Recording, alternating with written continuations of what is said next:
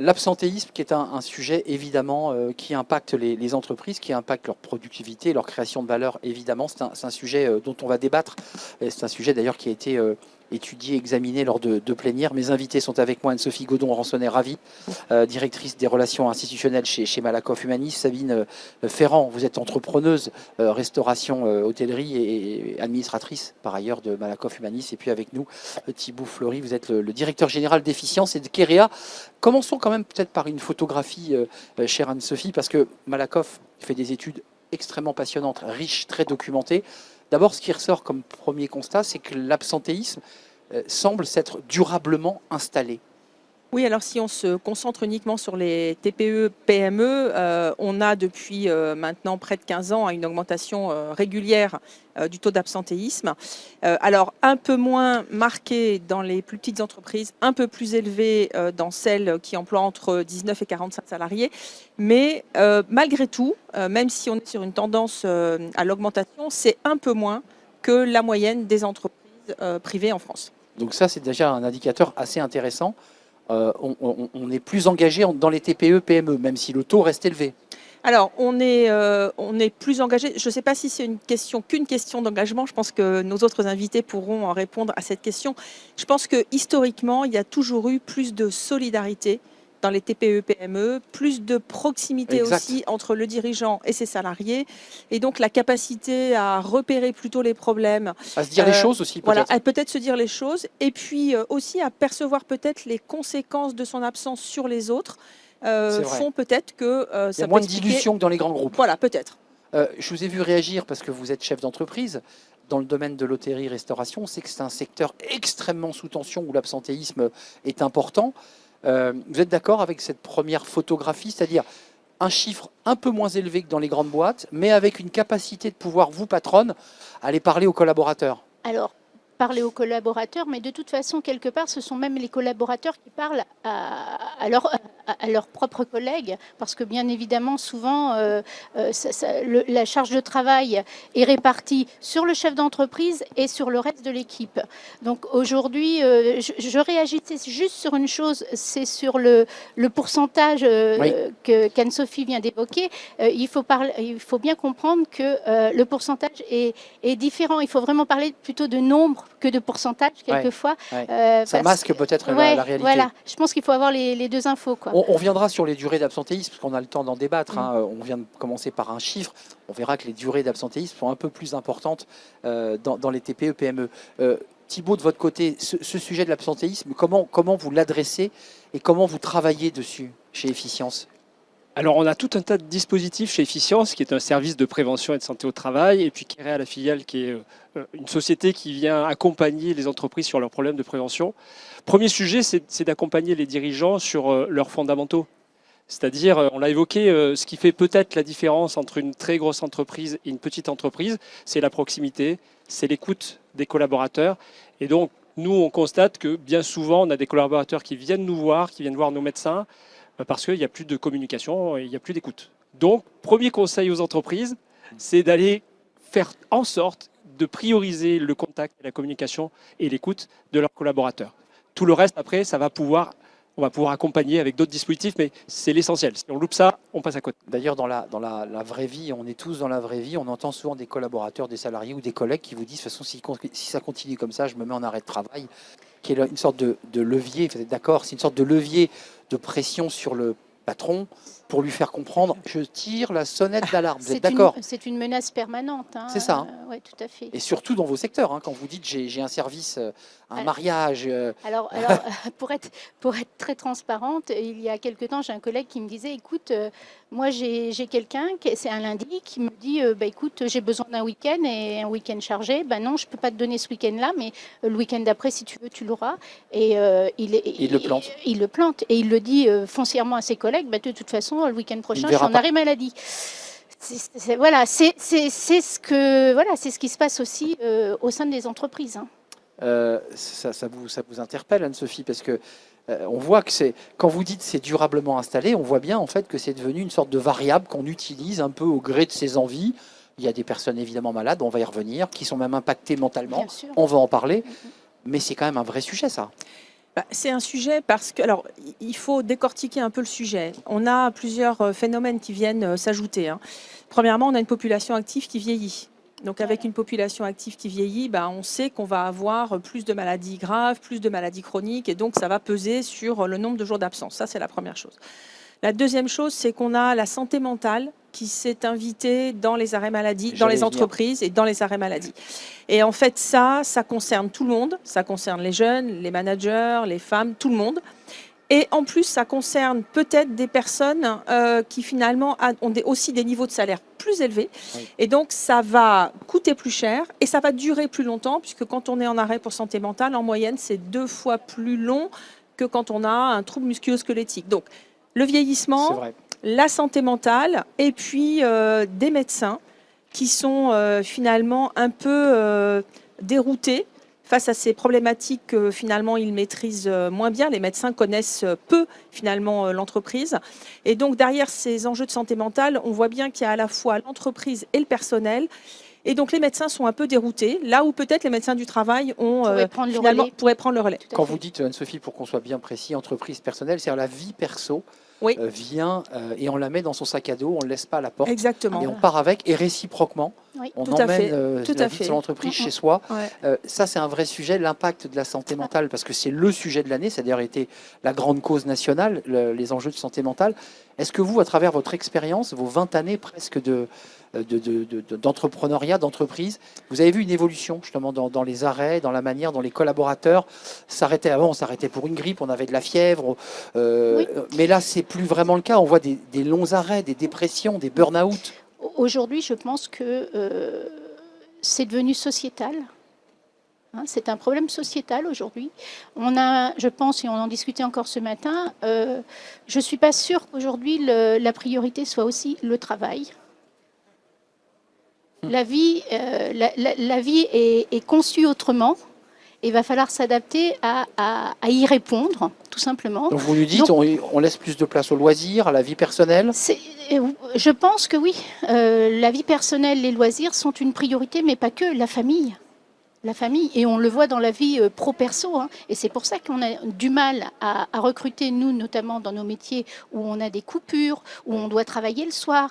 Et là, clairement, on est obligé d'aménager des choses, c'est-à-dire de faire travailler peut-être qu'un service par jour nos collaborateurs, bien sûr. Essayer effectivement de pouvoir répondre à leurs besoins. Quand même, on évoque ce sujet de l'absentéisme, et quand on le creuse, on se dit, est-ce que les entreprises mettent bien les bons outils pour le limiter? Est-ce qu'on a, au-delà du mot bien-être que je n'aime pas, on a des vrais outils QVCT, des vrais outils? Ça c'est un sujet. Alors, vous avez donné un conseil au début de l'émission. Vous dites déjà, commençons par nous parler, avoir un dialogue, posons-nous, on limite la casse. Mais ça ne suffit pas. Alors, ça ne suffit pas. Maintenant, ça reste quand même un fondement essentiel qui est parfois oublié. Parce qu'on arrive à gérer quand même beaucoup de situations à partir de là. L'écoute et l'attention. Je veux dire, c'est pour ça que c'est la première pierre à l'édifice. Une fois qu'on a mis cette première pierre à l'édifice, évidemment, on peut mettre beaucoup de choses. Et il ne faut pas se tromper non plus. C'est-à-dire qu'il ne faut pas se projeter dans des solutions périphériques. Il faut quand même s'intéresser au travail. Oui. Parce que ce qui fait rester les gens, c'est est-ce que le travail me plaît, est-ce que mes conditions de travail me plaisent? Et quand on parle de conditions de travail, c'est évidemment le contenu, l'autonomie, l'intensité, le sens. C'est tous ces éléments-là qui vont faire qu'à un moment donné, les gens sont bien dans leur situation. Et une fois qu'on a fait ça, on a encore d'autres dispositifs pour développer soit l'écoute, premièrement, parce que selon la taille de l'entreprise, il faut aussi avoir des relais, des baromètres de santé mentale. Ça, c'est mon service, Efficience, propose nativement dans notre offre cette capacité d'avoir des baromètres santé mentale, par exemple. Donc ça vient compléter l'évaluation. Et puis après, il y a l'accompagnement. Donc on va revenir sur le management. Une des grosses attentes qu'on a vues ce matin encore, c'est que les jeunes, et les moins jeunes même maintenant, ont besoin de flexibilité. Et on sait que la vie n'est pas juste un long fleuve tranquille. Donc il y a des contraintes et ce qu'on appelle la charge mentale qu'il y a derrière. Il faut que l'entreprise, elle ne peut pas juste dire c'est perso, je ne m'en occupe pas. Elle est obligée de prendre en compte les difficultés de ses collaborateurs. Donc ça a été dit par Sabine, dans cet équilibre un peu complexe dans des secteurs où parfois on doit travailler le week-end, ce qui ressemble à un casse-tête. Dans l'étude Malakoff, Anne-Sophie Godon-Ransonnet, il y a les secteurs d'activité les plus impactés. On voit que c'est l'industrie à 49%, La santé, la santé, et le social, mais aussi les services administratifs. C'est intéressant. Et on voit aussi que 72% des dirigeants en face disent, eux, pour le coup, qu'ils ne peuvent pas s'arrêter de travailler, parce que s'ils s'arrêtent de travailler, ils ne sont pas payés. On est chez les entrepreneurs, tout le monde comprend de quoi je parle. Qu'est-ce qu'on doit faire, Anne-Sophie? Vous, chez Malakoff, vous faites des études, une récente qui évoquait les hausses de troubles liés à la santé mentale. Qu'est-ce que doit faire l'entreprise? Parce qu'il y a des entreprises qui disent, c'est pas notre histoire, c'est des problèmes perso, et d'autres qui ont pris beaucoup d'avance et qui disent, si on veut garder nos collaborateurs, il faut tout changer. En fait, il y a l'atteinte à la santé mentale, qui fait qu'à un moment donné, un médecin va décider de prescrire un arrêt maladie. Et il y a ce qui finalement fait qu'à un moment donné, on a cette atteinte à la santé mentale. Et donc, derrière la santé mentale, on a deux types de sujets. Les fameux risques psychosociaux, Oui. c'est-à-dire qu'est-ce qui finalement vient du travail, de mes conditions de travail, avec en tête, Thibault le disait quand même, la surcharge de travail, mais aussi la dégradation de la qualité relationnelle dans le travail. C'est-à-dire qu'aujourd'hui, tous les salariés disent dans nos enquêtes qu'il y a vraiment une dégradation nette. Donc il y a ce qui relève du travail, qui doit être regardé, qui doit faire l'objet d'une prévention chaque fois que c'est possible. Et puis il y a ce qui relève de la vie personnelle, ce qu'on emporte, comme vous le disiez, de la maison tous les jours. Et là-dedans, on retrouve plein de choses, mais quand même en tête, les difficultés financières. Aujourd'hui, il y a 15% des salariés qui ont 2 emplois parce qu'un seul ne les fait pas vivre. Donc, il y a des problématiques financières. Donc de pouvoir d'achat, pour le dire. Donc de pouvoir d'achat, clairement, de pouvoir d'achat. Il y a des problématiques finalement de familiales. On est aidant, on élève seul ses enfants. Monoparental, oui. Voilà, et ça, c'est effectivement aussi une problématique qui d'ailleurs croise aussi un peu la première, parce que c'est souvent des moments où en plus financièrement, on n'est pas super à l'aise. Donc, on voit bien que les décès, voilà. Et puis l'éco-anxiété.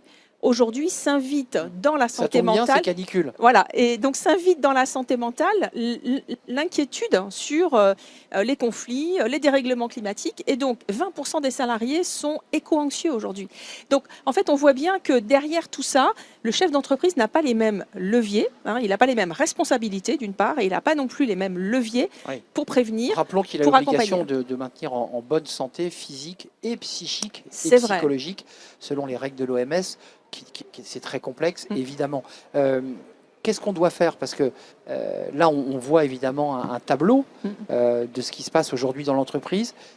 On met des outils en place, on forme les managers, puisqu'on parle de l'écoute. J'ai lu là récemment, je ne sais pas si c'est dans l'étude Malakoff, mais que je crois plus de 60% des collaborateurs qui quittaient l'entreprise la quittaient parce qu'ils ne s'entendaient plus avec leur manager. Alors, ça avait peut-être commencé par un arrêt maladie, puis ça se finissait par une démission. On en revient toujours à ces soft postures. Et évidemment, c'est quelque chose à questionner. Je pense qu'il y a un des accélérateurs de la dégradation de ce climat-là, c'est aussi la santé des dirigeants et des managers. C'est-à-dire qu'en fait, comme ça devient de plus en plus dur, il y a de plus en plus d'exigences et de contraintes, les managers sont de plus en plus en difficulté. Eux-mêmes, on l'a vu dans les indices, c'est une chose qui évolue fortement, c'est l'absentéisme des managers, fait que du coup, moins ils vont bien. C'est sûr que si vous avez quelqu'un qui ne va pas bien, son équipe, elle ne va pas aller bien.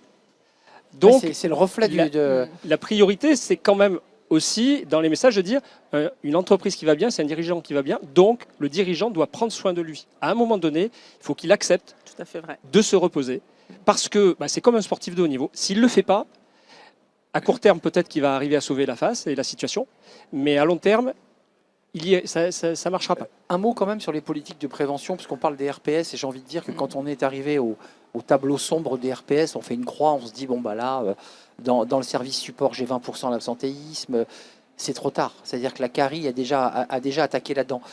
Comment on fait pour anticiper? Comment on fait quand on est une TPE, une PME, pour essayer de proposer, je ne parle pas des grands groupes qui ont quand même pas mal d'outils, pour proposer des outils, des adaptations qui fassent que vous vous dites, ils sont bien et ils vont rester? Il y a l'aménagement. Du temps de travail, oui, c'est la clé. Clairement. Il y a les positions financières. il y a effectivement la proximité avec ses salariés, parce que ce que je disais, moi mon mari tous les matins arrive prendre le café avec les collaborateurs. Bah oui. Le midi, on mange à la table des collaborateurs. On est ensemble. Et je dis tout le temps, quand on parle d'un membre de notre personnel, c'est la famille. C'est un bras, c'est un pied, c'est un membre. Je suis d'accord. Voilà. Et c'est de se dire. Ce qu'on n'a pas dans les grands groupes. C'est différent. On a d'autres. Nous, on a d'autres difficultés, c'est-à-dire qu'on n'a pas la politique des grands groupes. Oui. On n'est pas en capacité d'apporter ce que les grands groupes peuvent apporter à leurs collaborateurs. La réflexion, les études, le temps de prendre le temps de faire les choses. Nous, on n'a pas ce temps-là. Des congés aidants, Les des congés, congés tout à pour fait. situation Ça, familiale. on est beaucoup moins flexible. Alors, est-ce que cette flexibilité, du coup, des fois, je me demande si plus on en donne et moins. Oui, vous voyez, vous posez bien le sujet. Je tel sais que je pas l'ai du coup. posé. Du coup, C'est quoi le curseur là, ça me fait réfléchir. Où est-ce qu'on met le curseur?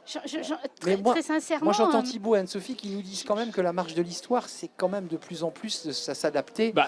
C'est s'adapter, et c'est sûr. C'est un gros sujet. Il y a un sujet déjà d'attractivité, c'est-à-dire qu'on n'arrive pas à embaucher. Donc si on n'arrive pas à embaucher, on n'arrive pas à produire. Donc ça, c'est fondamental. Et à retenir, embaucher et retenir le collaborateur. Et à retenir. Après, ce qui doit faire sens à un moment donné, c'est ramener les gens sur la raison d'être de son activité. Parce que, évidemment, si on fait juste de l'écoute, si on fait juste de la flexibilité, mais qu'on perd de vue la raison d'être de l'entreprise, c'est, dans le cas, notamment nourrir des gens, etc., ça sera un puits sans fond. Donc je pense qu'à un moment donné, il faut toujours remettre dans les perspectives pourquoi on est là et qu'est-ce qui nous rassemble dans l'entreprise. Mais vous abordez un sujet un peu abyssal, puisqu'on voit des entreprises qui effectivement ont une marque employeur, utilisons ce mot, avec des outils de parentalité, avec des outils sur les aidants, avec des outils de crèche, ça marche pour les très grands groupes. Oui, et c'est pas pour ça que les gens restent ou pas d'ailleurs. Aujourd'hui, on voit aussi qu'il y a quand même...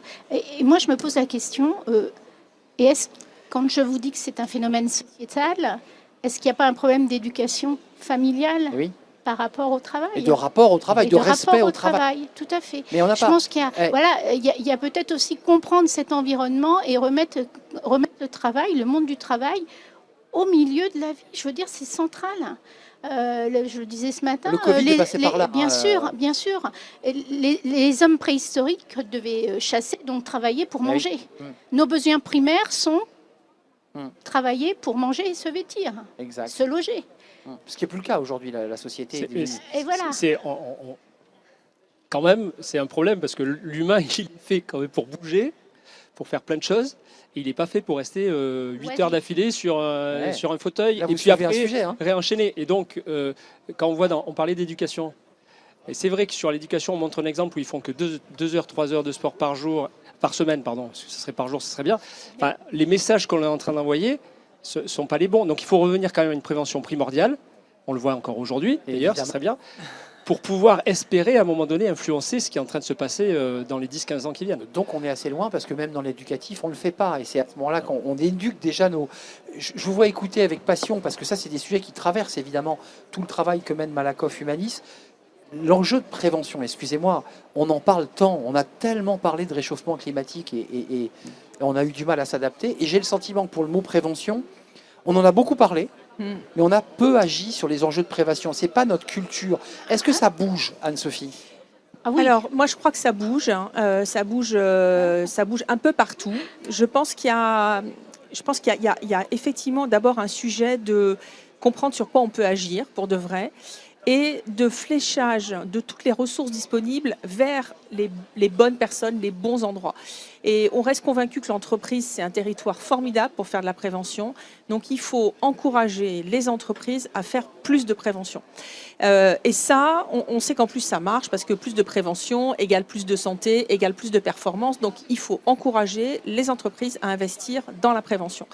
Et c'est peut-être là une des clés, parce que dans le plan santé-travail là, qui vient de sortir, on parle effectivement beaucoup de la santé mentale, on parle des problématiques chez les jeunes, mais il me semble que la question de l'orientation des ressources disponibles, à la fois financières et humaines, pour aider les entreprises à faire plus de prévention, c'est peut-être un sujet sur lequel on peut s'améliorer. Je pense que les entreprises ont intérêt à le faire. De toute façon, elles seront sanctionnées, excusez-moi, les entreprises qui ont un fort taux Par la d'absentéisme. performance, oui, elles sont évidemment sanctionnées par le manque de performance, parce Bien que des sûr. salariés absents, c'est moins de productivité, c'est moins de production, Oui. c'est une dégradation du climat social, Non, mais de j'évoquais la aussi, relation client. elle n'est pas encore arrivée, mais la CSRD, qui est quand même Ouais, un c'est cadre vrai. extrêmement rigide, qui était d'ailleurs revu et qui n'est pas encore tout à fait sorti, mais qui attendent les entreprises. C'est-à-dire elles vont devoir, Ouais. même si elles ne le veulent pas, elles vont devoir faire des choses. Vous êtes d'accord avec moi? Oui, oui. Après, C'est sérieux là quand même. Hein. ouais. Après, sur la prévention, je pense aussi qu'il faut, tout à l'heure, Thibaut parlait de prévention primordiale, mais je pense qu'il y a aussi un problème de culture de prévention. Oui. Parce qu'il y a prévention et prévention. On sait très bien qu'avant que le bénéfice d'un programme en entreprise sur l'alimentation ou sur l'activité physique, ça va mettre du temps. C'est vrai. Par contre, il y a d'autres formes de prévention. Accompagner un salarié qui revient d'arrêt maladie, par exemple, ça marche. Pendant son arrêt maladie, ça marche. Donc, je pense il faut en fait développer la culture de la prévention avant de développer la prévention elle-même. Oui bien, Sophie, on revient au dialogue et au mot. Accompagner un collaborateur qui revient d'un cancer, d'une maladie longue, il y en a beaucoup. En le redéposant à son bureau sans que personne s'inquiète de lui et sans qu'on se demande s'il va bien. C'est ça. Enfin, psychologiquement, c'est un choc. Et ça peut contribuer à se dire, bon, bah, je m'arrête de nouveau parce que ça va pas. Côté CPME, mais aussi, je m'adresse à la chef d'entreprise, qu'est-ce qu'on fait? Parce qu'il y a la prévention, il y a le travail sur les jeunes, puis il y a un mot qu'on n'a pas utilisé depuis le début de cet échange passionnant. Parmi la liste des contraintes ou des risques, c'est l'IA. Vient d'arriver l'IA avec un choc émotionnel pour certains collaborateurs qui disent mais comment je fais? Moi j'ai peur. Un peu l'éco-anxiété, mais cette fois-ci c'est l'anxiété de l'IA. Alors c'est moins vrai en hôtellerie-restauration parce que vous êtes vraiment dans la matière, mais pour l'instant. Comment vous voyez évoluer ces choses? Comment on fait? On parle avec les collaborateurs, on fait des sessions de formation, on les met autour d'une table. Comment on fait? Là, aujourd'hui, on en parle quand même beaucoup. Oui, Il y a- trop peut-être même. Oui, mais des modèles vont changer. Il ne faut pas se le cacher non plus. Hein. On sait très bien qu'il y a des professions qui vont pas switcher, mais vivent différemment. Donc, c'est comment effectivement former les personnels dont le métier va évoluer. Ça, ce sont les grands enjeux, les grandes questions. Et il faut se les poser maintenant parce que ça arrive vite. On voit comment l'IA évolue. Hein. Donc, voilà. Va falloir revoir encore une fois certains modèles dans certains métiers. Mais vous avez travaillé sur une plénière sur l'absentéisme. Quand on regarde les chiffres du coût de l'absentéisme sur notre économie, sur notre PIB, est-ce qu'il n'est pas temps vraiment, là je me tourne vers vous Thibaut, vraiment d'accélérer sur la prévention, sur les outils d'accompagnement, parce que ça commence à nous coûter très très cher l'absentéisme. 100 milliards. 100 milliards, Mais merci. C'est Enfin, c'est évidemment une somme folle. c'est essentiel, Anne-Sophie l'a dit. Je ne suis pas sûr qu'à chaque échelle individuelle, et y compris les entrepreneurs, aient bien conscience de tout ça. Et plus l'entreprise est petite, moins elle a les effets de masse sur les chiffres qui vont l'interpeller. C'est-à-dire qu'ils voient souvent le côté opérationnel. Et puis le reste, comme les événements, la sinistralité est un peu moins fréquente que ce qu'on peut observer en volume sur les grands groupes. Ils sont moins outillés pour dire, OK, je vais bâtir une réflexion, une stratégie pour le limiter. Donc ça, c'est un vrai handicap. Et puis j'oublie, et on oublie tous, qu'en fait la soutenabilité du système, on parlait du système de retraite, mais système sécurité sociale, il est fondé sur le travail. Donc si les gens ne sont plus là, à un moment donné, tout s'écroule. Et ça, c'est le risque majeur. Donc oui, il est urgent d'investir, mais c'est des politiques, à mon sens, à 10, 20, 30 ans qu'il faut mettre en place pour en fait stabiliser les futures générations dans leur façon de consommer, leur façon de se comporter, leur façon de réagir de manière générale. Anne-Sophie, il nous reste quelques minutes pour conclure ce débat. On n'a pas évoqué l'enjeu sanction parce que les pouvoirs publics ont tenté à plusieurs reprises de sanctionner. Ça n'a pas forcément marché. Est-ce qu'il faut aller plus loin ou au contraire, est-ce qu'il faut avoir une politique de prévention où on accélère sur ce sujet, on prend par la main le collaborateur? Parce qu'on est un peu sur la ligne de crête. Alors, moi, je pense d'abord qu'on n'a pas parlé d'un acteur qui est important, qui est la branche professionnelle. Oui. Parce qu'on voit bien quand même que ce qu'une petite entreprise ne peut peut-être pas penser ou concevoir seule, La branche. sa branche peut le penser et le concevoir. Donc je pense que les branches ont un rôle majeur à jouer. On les accompagne d'ailleurs dans ces réflexions. Et puis le deuxième commentaire pour répondre à votre question, c'est qu'il faut de tout. On sait très bien qu'il y a aussi en matière d'arrêt maladie des abus et de la fraude. Et puis il y a aussi des médecins qui ne savent pas très bien finalement quelle durée prescrire face à des mots qui sont parfois compliqués C'est très subjectif. voilà, hein, donc en fait il faut un peu tout. Il faut évidemment du contrôle.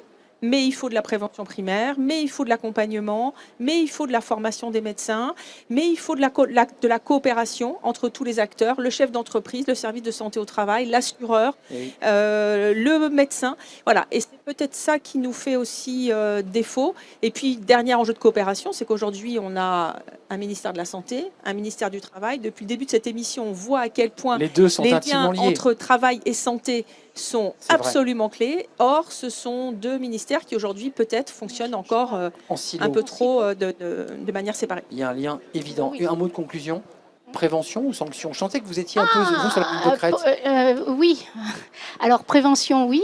Amélioration de la médecine du travail aussi. Je Oui. pense qu'il y a un gros enjeu où la médecine du travail a des leviers encore à travailler pour aider les C'est entreprises, vrai.